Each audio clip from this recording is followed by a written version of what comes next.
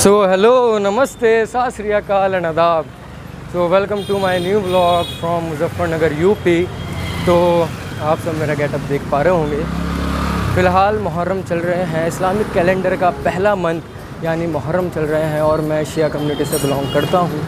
तो इस ब्लॉग का बनाने का मकसद ये है कि आज जो जुलूस है जिसमें मैं जाने वाला हूँ, ये है कि आप सबको दिखाऊँ कि हमारे देश में, हमारे शहर में क्या क्या चीज़ें होती हैं ऑन डेली बेसिस। सो फ़िलहाल तो रास्ते में हूँ, तो चलते हैं।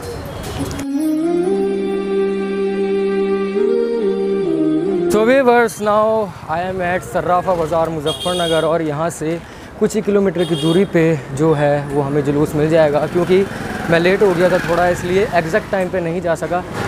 तो चलते हैं, आपको दिखाता हूँ कि मुहर्रम में क्या क्या चीज़ें होती हैं और मुहर्रम का पैगाम क्या है, मैसेज क्या है। तो मेरे साथ ज्वाइन होते रहिए। ये जो मेरे पीछे देख पा रहे होंगे ये सारी सर्राफा मार्केट है। So guys, as you can see, मैं नदी वालों से चलता हुआ आ रहा था।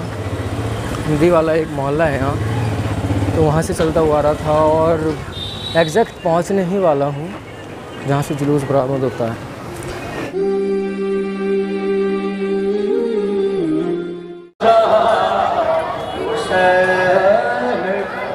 ये जो हो रही अज़ान है, ये हुसैन का एहसान है। जो सुनो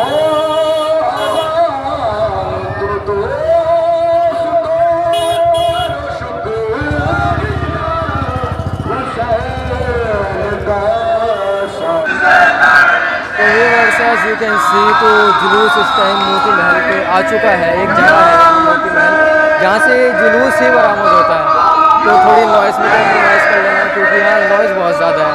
क्योंकि सेम ही डे पे दो जुलूस निकलते हैं। एक निकालती है पहले सुन्नत बिरादरी, जिसे सुन्नी कहते हैं, और एक हमारा जुलूस होता है यानी शिया कम्युनिटी का।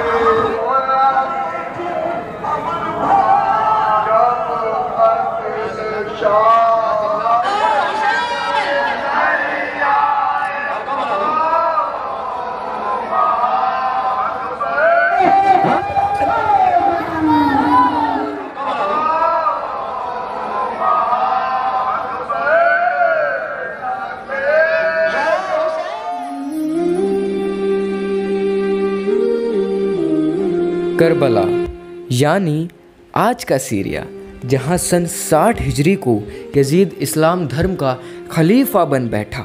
वह अपने वर्चस्व को पूरे अरब में फैलाना चाहता था, जिसके लिए उसके सामने सबसे बड़ी चुनौती यानी पैगंबर मोहम्मद सल्लल्लाहु अलैहि वसल्लम के इकलौते चिराग यानी इमाम हुसैन अलैहिस्सलाम, जो कि यजीद के आगे किसी भी हालत में झुकने को तैयार नहीं थे।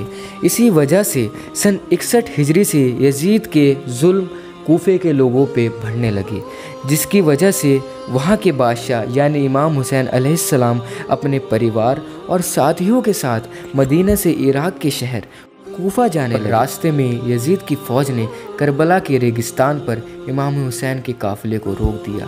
वह 2 मुहर्रम का दिन था जब इमाम हुसैन अलैहिस्सलाम का काफ़िला करबला के तपते रेगिस्तान पर रुका। वहाँ पानी का सिर्फ एक इकलौता सहारा था, जो कि फ़रात नदी थी, जिस पर यजीद की फ़ौज ने 6 मुहर्रम से इमाम हुसैन अलैहिस्सलाम के काफ़िले पर पानी की भी रोक लगा दी थी। बावजूद इसके इमाम हुसैन अलैहिस्सलाम नहीं झुके।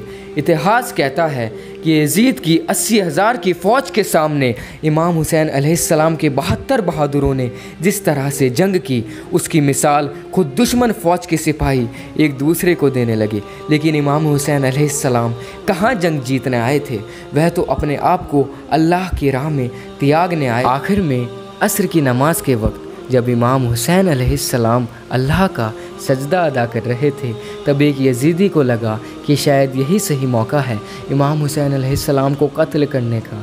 फिर उसने धोखे से इमाम हुसैन अलैहिस्सलाम को शहीद कर दिया। लेकिन इमाम हुसैन ने करबला के तपते रेगिस्तान पर अपनी और अपने 72 सिपाहियों की कुर्बानी देकर ये साबित कर दिया कि इंसानियत और हक हमेशा जीतता है, उसकी हमेशा विजय होती है। इसीलिए हर साल माह मुहर्रम का चांद नज़र आते ही शिया मुसलमान इमाम हुसैन अलैहिस्सलाम और उनके असहाब का मातम करते हैं और जुलूस निकाल कर दुनिया को ये पैगाम पहुंचाते हैं कि हम हुसैनी हमेशा हक और इंसानियत के साथ हमेशा खड़े हैं, हमेशा खड़े हैं।